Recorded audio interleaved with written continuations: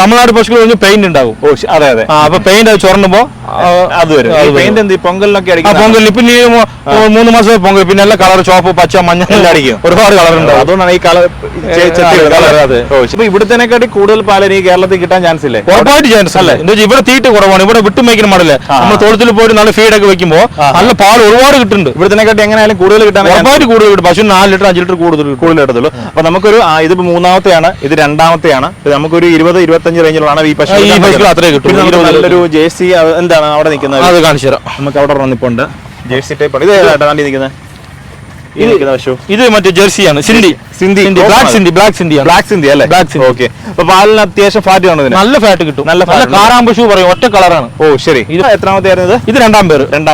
നമുക്ക് ഇതിനൊക്കെ എത്ര പാല് പ്രതീക്ഷിക്കാം? ഇതൊക്കെ ഒരു 18 ലിറ്റർ കിട്ടും. 18 ലിറ്റർ. പിന്നെ 20 കിട്ടും 30 കിട്ടും എന്നൊക്കെ വെറുതെ പറയാണ്. ഒരു 18 ലിറ്റർ കിട്ടും.